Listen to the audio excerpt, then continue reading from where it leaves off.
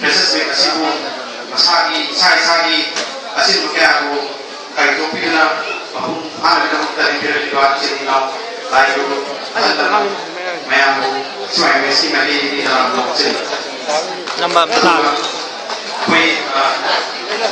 na sa ini mayang na may diba Manipuri sa chief coordinator finance coordinator samut na si tumawala po niya na okay koy mili da koy sa su ba bagi su ba lagi program sin ba na to na koy di su ko koy kasada lu sa yin ba koy yan samut na lu se koy to da kan kiere ko ba sa kan kiere ko koy ba na mis ba kasi sana lo zero ke sei din mai ba eno se eno se ai ko yi ba kai so MSc se coordinator so yi ba mai ba kita de so MSc ma ta da mai ni dan abin ni sin dai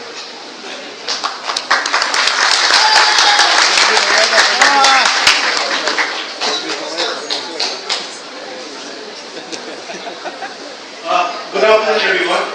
I would like to thank each and everyone for coming and to make this event a successful event. Simple, I the police case now one hour, Muslim Yamanda, Nasina Handor and Dra.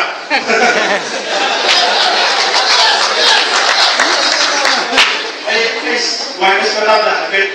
command of Horoki Yamusum, command of the command of the Tentawi, I have a pretty annual report. I have कोई ऐसा mister के मेरे सच्चे relate हो पावी HYMS some Hyderabad society 2011 की June 9th मतलब existence है Hyderabad central university हमारा sports annual sports में नंबर लेने ना बैंगलोर थंग की तो दूसरी कॉर्नर को सिर्फ Hyderabad society ना सही की प्लान हो सकता प्लान कोई Sindari, so that plan was on plan record and long me, other plan also on plan and say, no matter, this one, parents could expect to be like a jury. I have to be saying, what's we young police in any what we respect, the wine of Gorgi, we sit up, Hyderabad tadi pas saya, Hyderabad Manipuri society ini untuk mengenai malam yang mengalami serai apa pergi apa apa ayam mana pergi jumlah mai apa umum apa nak hidup umum apa pergi mai apa pun sekolah atau sekolah pergi tanah apa umum apa pergi misal lagi atau pergi mai tu kita orang malu kan yang lagi pergi Hyderabad Manipuri society kau bawa Hyderabad sesi mayam pergi baiklah lebar, foto lebar, mayam si momen telefon mo lebar, pergi bisa, Manipuri pergi tahu, tahun lalu bisa ada su, pergi cerita Manipuri main, waktu yang ada su, kan tak ada su, itu pergi main itu kan mana bang, jadi awak nak tahu pergi presentasi lah, macam dah pergi mereka suai kan, jadi kan ayah orang bang, itu juga pergi negara terbuka pergi, lain lagi panggung di luar ini yang Aku mau apa sih kerja orang kau yang Hyderabad Manipuri society saya sendiri ni. Aku kau evaluate kerana every sehari kau yang Hyderabad Manipuri society na siapa kemudian aku si kau tahu si every plan ini. Aku yang apa yang masih kau mesti bisa berada dalam Februari Maret ini kita rekod tahun kau yang dapat berapa tahun kau yang aku dah kau yang Hyderabad Manipuri society 2011 Julai tambah benda, kue untuk ini polisi dia mereka, atau mereka berada Freshers Meet, kue nanti sini bisa banyak Freshers Meet, si mereka berada di mana aku pergi, abang mereka pergi sungai, sama sama nama, atau mereka berada kue ini, kue Manipuri apa, mau sini housing, kue ini atau kue director, kue waktu kue Desember dan Christmas, saya tu adalah kue ꯍꯧꯈꯤꯕ ꯆꯍꯤ ꯁꯤꯖꯤꯟꯅꯔꯤ ꯑꯩꯈꯣꯏ Christmas ꯁꯤꯖꯤꯟꯅꯔꯤ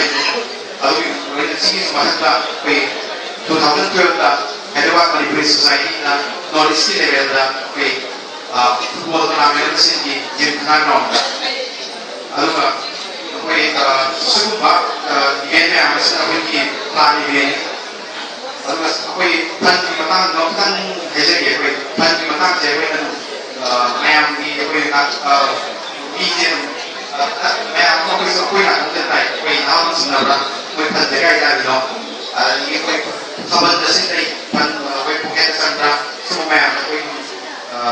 ꯇꯥꯔꯒꯁꯨ ꯑꯩꯈꯣꯏ ꯀꯩꯁꯨ ꯊꯣꯏꯗꯣꯛꯅ ꯁꯥꯎꯅꯤꯡꯕ ꯈꯟꯖꯤꯟꯕ ꯑꯩꯈꯣꯏ ꯅꯨꯡꯉꯥꯏꯇꯕ ꯑꯩꯈꯣꯏ ꯀꯩꯁꯨ ꯄꯣꯛꯗꯦ ꯍꯥꯏꯕꯗꯤ ꯃꯅꯤꯄꯨꯔꯗ ꯁꯤꯒꯤ ꯀꯜꯆꯔꯁꯤ ꯂꯩꯔꯕꯅꯤꯅ ꯑꯩꯈꯣꯏ ꯑꯣꯔꯒꯅꯥꯏꯖꯦꯁꯟ ꯃꯌꯥꯝ ꯑꯃ ꯀꯔꯞꯁꯟꯁꯦ ꯑꯗꯨꯝ ꯇꯧꯔꯕꯅꯤꯅ ꯑꯩꯈꯣꯏ ꯍꯥꯏꯗ꯭ꯔꯕꯥꯗꯇꯁꯨ ꯃꯅꯤꯄꯨꯔꯗ ꯂꯥꯛꯄꯅꯤ ꯇꯧꯔꯝꯕ ꯁꯨꯃꯥꯏꯅ ꯈꯟꯕ ꯃꯣꯏꯅ ꯈꯜꯂꯤꯗꯣ ꯆꯨꯝꯃꯤ ꯑꯩꯈꯣꯏꯒꯤ ꯏꯊꯧ ꯍꯥꯏꯕꯨ ꯃꯣꯏꯅ ꯈꯜꯂꯤꯗꯣ ꯑꯩꯈꯣꯏꯅ ꯁꯝꯅꯖꯗꯦ ꯃꯣꯏꯅ ꯈꯜꯂꯤꯕ ꯋꯥꯈꯜꯗꯣ ꯑꯩꯈꯣꯏ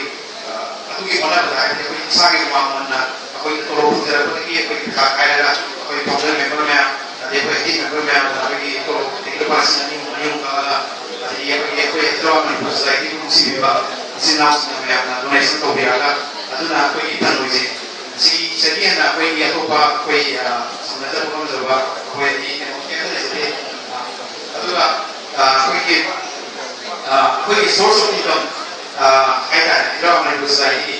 ꯑꯩꯈꯣꯏ ꯁꯣꯔꯁ ꯑꯣꯐ ꯐꯟꯁꯦ ꯑꯩꯈꯣꯏ ꯁꯨꯞꯅꯒꯤ ꯏꯚꯦꯟꯠ ꯑꯃꯈꯛꯇꯅꯤ ꯊꯥꯕꯜ ꯑꯩꯈꯣꯏ ꯊꯥꯕꯜ ꯅꯠꯇꯕ ꯑꯇꯣꯞꯄ ꯑꯩꯈꯣꯏꯒꯤ ꯏꯚꯦꯟꯠꯇ ꯑꯩꯈꯣꯏ ꯄꯩꯁꯥ ꯂꯧꯖꯗꯦ ꯑꯗꯨꯕꯨ ꯍꯟꯗꯛꯀꯤ ꯐ꯭ꯔꯦꯁꯔꯁ ꯃꯤꯠꯁꯤꯕꯨꯗꯤ ꯑꯩꯈꯣꯏ ꯂꯨꯄꯥ 50 ꯂꯧꯖꯔꯦ ꯑꯩꯈꯣꯏ ꯈꯤꯇꯪ ꯐꯟ ꯁꯣꯔꯇꯦꯖ ꯂꯩꯕꯅ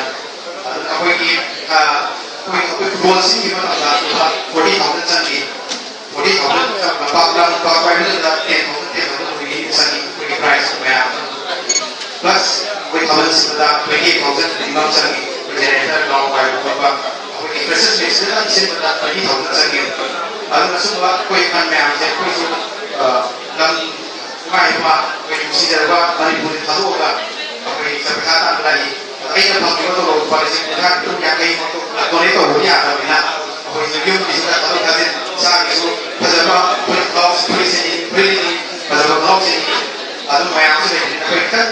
ꯈꯥꯏꯗꯣꯛ ꯈꯥꯏꯖꯤꯟ ꯇꯧꯔꯒ ꯑꯩꯈꯣꯏꯅ ꯅꯝꯃꯨꯕ ꯂꯨꯄꯥ ꯂꯤꯁꯤꯡ 3-4 ꯑꯃ ꯌꯦꯟ ꯑꯃ ꯂꯥꯛꯄ ꯃꯇꯝꯗ ꯑꯩꯈꯣꯏ ꯐꯥꯎꯟꯗꯔ ꯃꯦꯝꯕꯔ ꯃꯌꯥꯝ ꯑꯗꯒꯤ ꯑꯦꯛꯇꯤꯚ ꯃꯦꯝꯕꯔ ꯃꯌꯥꯝ ꯑꯗꯨꯝ ꯑꯩꯈꯣꯏꯒꯤ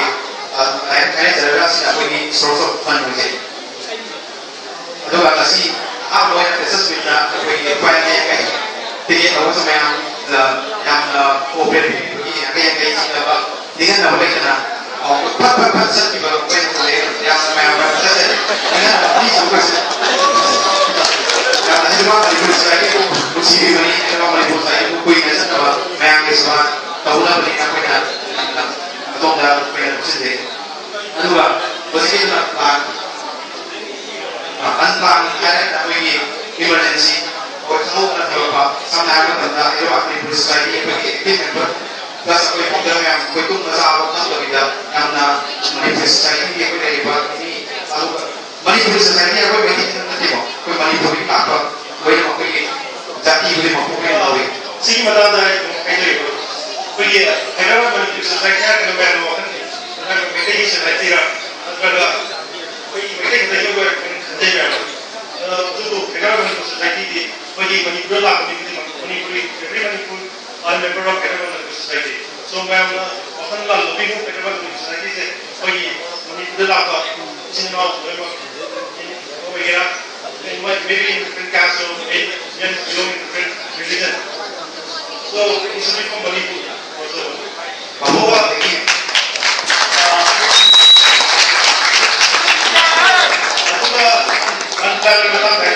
sometimes we exodus mutanda we notice we can Hyderabad we see double in the gram to like and golden is under the expansion they to be some they still be the lack of phone some of the now for in the run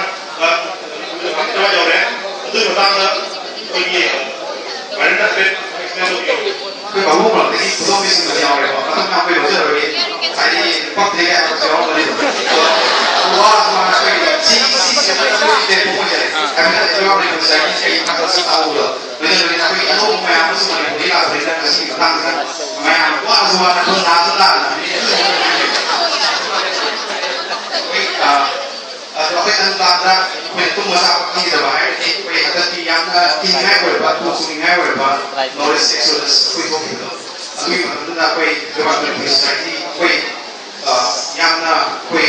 Manipur ꯑꯩꯈꯣꯏ ꯌꯨꯝꯗ ꯊꯣꯛꯄ ꯌꯥꯏ ꯑꯩꯈꯣꯏ ꯃꯇꯝꯗ ꯌꯨꯝ ꯊꯣꯛꯈꯤꯗꯦ ꯑꯩꯈꯣꯏꯅ ꯃꯅꯤꯄꯨꯔ ꯑꯩꯈꯣꯏ ꯊꯣꯛꯈ꯭ꯔꯒ ꯂꯩꯍꯧꯔꯤꯕ ꯃꯌꯥꯝꯁꯤꯅ ꯃꯣꯏꯒꯤ ꯀꯃꯥꯏꯅ ꯇꯧꯅꯤ ꯃꯣꯏꯗ ꯐꯠꯇꯅ ꯊꯣꯛꯄꯗꯤ ꯍꯥꯏꯅ ꯑꯩꯈꯣꯏ ꯂꯥꯏꯐ ꯔꯤꯛꯁ ꯂꯧꯔꯒ ꯑꯩꯈꯣꯏꯅ ꯍꯩꯗꯔꯕꯥꯗ ꯃꯅꯤꯄꯨꯔ ꯁꯣꯁꯥꯏꯇꯤ ꯐꯦꯁꯕꯨꯛꯇ ꯑꯩꯈꯣꯏꯒꯤ ꯍꯦꯜꯞꯂꯥꯏꯟ ꯑꯩꯈꯣꯏ ꯄꯔꯁꯅꯦꯜ ꯅꯝꯕꯔ ꯑꯩꯈꯣꯏ ꯄꯣꯁ ꯇꯧꯖꯩ ꯄ꯭ꯂꯁ ꯑꯗꯨꯒꯤ ꯃꯊꯛꯇ ꯑꯩꯈꯣꯏꯒꯤ ꯂꯣꯀꯦꯜ ꯑꯦꯋꯦꯔꯅꯦꯁ ꯑꯩꯈꯣꯏ ꯍꯩꯗꯔꯕꯥꯗꯀꯤ ꯃꯟꯇ꯭ꯔꯤ ꯑꯩꯈꯣꯏꯒꯤ ꯄꯨꯂꯤꯁ ꯃꯌꯥꯝ ꯑꯃ ꯑꯩꯈꯣꯏꯒꯤ ꯀꯃꯤꯁꯅꯔ ꯑꯩꯈꯣꯏ ꯎꯅꯗꯅ ꯀꯩꯗ ꯁꯣꯏꯒꯗꯒꯦ ꯁꯣꯏꯗꯅꯕ ꯉꯥꯛꯇꯅꯕ ꯑꯩꯈꯣꯏ ꯌꯥꯝ ꯀꯟꯅ ꯍꯣꯠꯅꯖꯔꯤ ꯑꯗꯨꯅꯁꯨ ꯑꯩꯈꯣꯏ ꯀꯥꯟꯅꯕ ꯑꯣꯏꯈꯤ ꯃꯌꯥꯝꯁꯨ ꯎꯅꯍꯧꯔꯦ ꯑꯩꯈꯣꯏ ꯇꯨꯡꯗ ꯑꯩꯈꯣꯏꯒꯤ ꯁꯨꯝꯕ ꯁꯤꯗ ꯂꯥꯛꯄ ꯈꯣꯠꯄ ꯁꯦꯀ꯭ꯌꯨꯔꯤ ꯌꯥꯝ ꯁꯦꯀ꯭ꯌꯨꯔ ꯑꯣꯏꯔꯅꯤ ꯑꯩꯈꯣꯏ ꯑꯗꯨꯒꯤ ꯃꯇꯥꯡꯗꯒꯤꯁꯨ ꯑꯩꯈꯣꯏꯒꯤ ꯄꯨꯂꯤꯁ ꯑꯆꯧ ꯑꯁꯥꯡ ꯑꯩꯈꯣꯏꯒꯤ ꯃꯟꯇ꯭ꯔꯤ ꯃꯟꯗꯜ ꯃꯌꯥꯝꯁꯨ ꯈꯪꯅꯖꯍꯧꯔꯦ इवन अभी आसाम की लाखों में से बहुत कोई मिलने कोई बैठा कोई चला लगा कोई आसाम की मैं अपना दिवा कोई चला लगा कोई मिलने लाइक होता अपने क्या लाइक सिंगल लाइक होता कोई मैं क्या ओमान तुम मसालों को लगे कोई नहीं का वो सकता कोई मतलब रेजिट के बाबा कोई हैदराबाद यूनिवर्सिटी में दात आगे खत्म कर दिया कोई परमिशन लोगा तो वो भी कोई लेंगी अभी बता कोई मणिपुर की आर्मी होगा कोई कामों सामों अभी में बजारता मानसून में हम सिक्योरिटी में आपको कोई बॉडी की इधर को सब बताइए इसी आदि था कि मेरी जो लाइक ऑफ ना कोई जो यहाँ पर नहीं होगा कि अस्सी मज़ो कोई प्लान दे जाए तो का अंदर की कोई इनाम गोबों ने ना कोई एक्सीडेंट हो के कुछ नहीं कोई हैदराबाद में कुछ नहीं किया मॉडल है कोई कुछ का कोई उससे आता कोई तो घूमने लगे कोई नहीं ना तो उससे आता एरो से आता है जगह मांगी expenditure of 30,000 per day here of Sikada line labor other summa koyi kokon si so koyi yakan na koyi yang ni mana ta line koyi ba ada ma ko wa ba koyi tu ma ya ta ra koyi ai man de na ke ba ni society chu de ki koyi na online da an ka sa de ki ada koyi bo ke ba ni society ko chi de na ma su kokon ko chi de na world की जाके world की मतलब क्या है US की कोई नहीं हुआ मध्य मसा कोई मणिपुर की even non मणिपुरी कोई न्यूजीलैंड की कोई UK की कोई दिल्ली मुंबई इंडिया में मैं कोई गाँव है कोई फॉरेन की होगा ऐसे बात मणिपुर सोसाइटी का कोई नंबर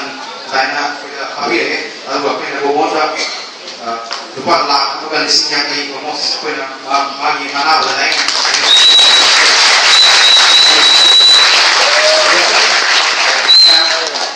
याना हिंदू सी कोई बात नहीं है ना मैं याम मतलब नोज़र रोगे सेकेंड कुल अल्लाह याम कोई भी मरीज को है नहीं एक्चुअली सरप्राइज ना अभी मैं याम ना साइंस सी ना वो थोड़ा मैं ये तो होगा और उन्हें ना नुस्खे तो कुछ लेने ना वो हम लोग कॉर्पोरेट में साइंस तो ना उन्हें भी नसी याम ना वो नसी मैं याम फुल लोग से होगा तुम दसू कोई ड्रॉप में कुछ साइकी कोई तुम बताओ उसमें मैं आपको दूँ मध्य कौन है कोई मैं सी है का पता नहीं था एक ही साइड से कुछ है कोई बायोलॉजी की पता नहीं दिल में जाती प्रोग्राम से लोग अपने ना रंस हाइड्रा के दिखाते हैं रंस हाइड्रा साजरे में जब ये मीडिया ना सब जब समझ रहा है तो ये प्रोग्राम को काम पाना होगा हाइड्रा खान रहे तो